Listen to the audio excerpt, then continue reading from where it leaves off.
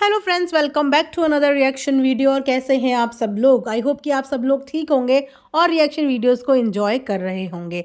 दोस्तों, जैसा कि आपने कल के पॉडकास्ट शायद मेरे सुन लिए होंगे, जिन्होंने नहीं सुने हैं प्लीज़ जाके एक बार ज़रूर सुन लीजिएगा, बिकॉज एक्सपोजिंग का गेम जो चल रहा है वो काफ़ी इंटरेस्टिंग है और अपने नए नए मोड़ पे आ रहा है। तो उसी के साथ आज एक और वीडियो टालू भैया ने पोस्ट की है, जिसमें टालू भैया ने कुछ रिकॉर्डिंग सुनवाई।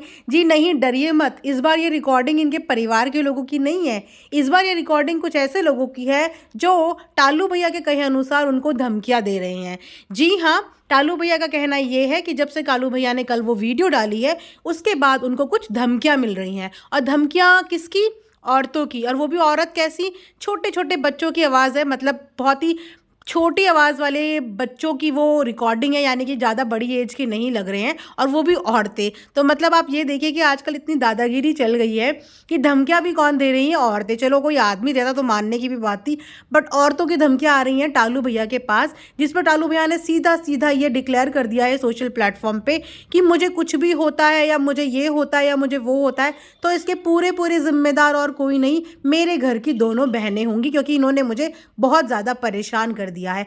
पर जहाँ से हम देखें या जहाँ से हमें नज़र आ रहा है, हमें ऐसा लगता है कि टालू भैया आपने परेशान कर दिया है, बिकॉज आप थमने का नाम नहीं ले रहे हो। आपको पहले भी बोला था कि पर्सनल इन्फॉर्मेशन उन्होंने नहीं, आपने लीक की। तो जब इन्फॉर्मेशन आपने लीक करी है तो धमकियां आपको कैसे आ सकती हैं? वो भी औरतों की धमकियां आपको आ रही है। किसकी वो रिकॉर्डिंग है? क्या वो रिकॉर्डिंग है? पहले सेम वीडियो सुन्नी दीदी ने बनाई थी, जिसमें सुन्नी दीदी कह रही थी कि उन्हें धमकियां मिल रही हैं। हालांकि उन्होंने ये बताया नहीं कि उन्हें धमकियां कौन, कहाँ और कैसे दे रहा है। अब सेम चीज़ें टालू भैया कर रहे हैं, जिसमें वो ये कह रहे हैं कि मुझे भी धमकियां मिल रही हैं। तो एक्चुअल में धमकियां मिल किसको रही है? मिल भी रही हैं कि खाली बवंडर मचाया जा रहा है। वहीं पे आज टरोज भाभी भी नज़र आई, और टरोज भाभी भी बता रही थी कि हाँ हाँ कुछ धमकियां मिली हैं। सो गाइज, मुझे बस इतना बताइए कि पहली बात तो ये है कि टालू भैया को किसने कहा था कि आके किसी की पर्सनल इन्फॉर्मेशन यहाँ पे लीक करे? चलो जाके तुमने लीक कर भी दी, तो अब ये डरने का, मरने मारने की कौन सी बात कर रहे हो? एक तरफ कहते हैं मुझे अब जीना नहीं, मैं सब कुछ छोड़ छाड़ के चला जाऊँगा। भाई क्यों सब कुछ छोड़ के छाड़ के चले जाओगे? पब्लिक प्लेटफॉर्म पे आके वीडियो बनाने को किसी ने बोला था? आप अपनी मर्जी से आके बना रहे थे ना।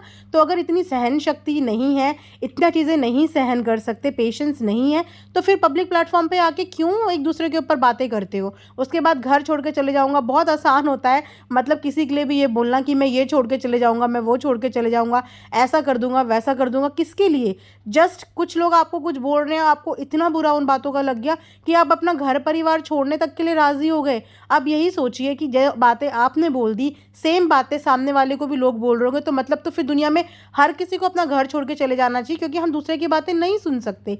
अगर आप सोशल प्लेटफॉर्म पे कोई चीज़ पब्लिक करते हो और अगर उसमें लोगों की अलग अलग तरीके की प्रतिक्रिया आती हैं, तो आपके अंदर उसको झेलने की क्षमता होनी चाहिए। उसका सोल्यूशन ये नहीं होता कि मैं ये छोड़ के चले जाऊँगा, मैं वो छोड़ के चले जाऊँगा।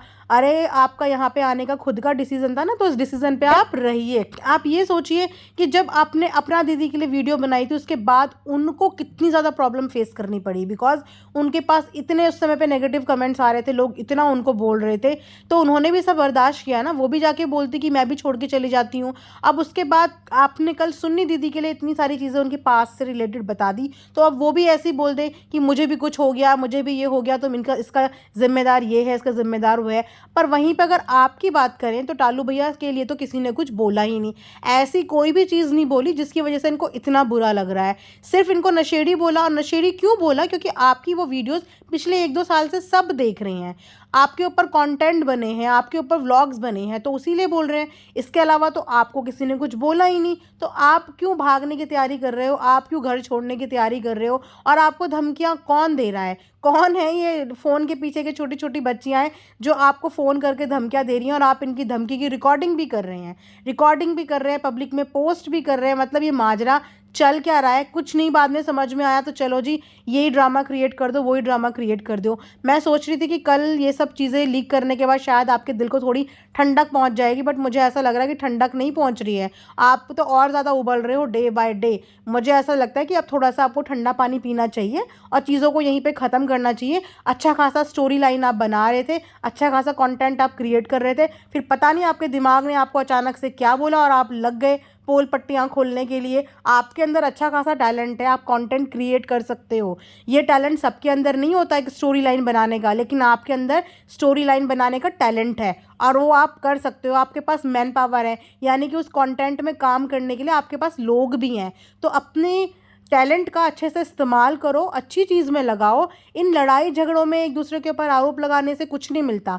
थोड़े बहुत जो व्यूज़ इसमें बढ़ के आते हैं वो सिर्फ कंट्रोवर्सी देखने आते हैं, जो कि परमानेंट नहीं होते। इससे आपकी फैमिली की इंसल्ट होती है, बदनामी होती है, मज़े मिलते हैं और फिर लोग चले जाते हैं।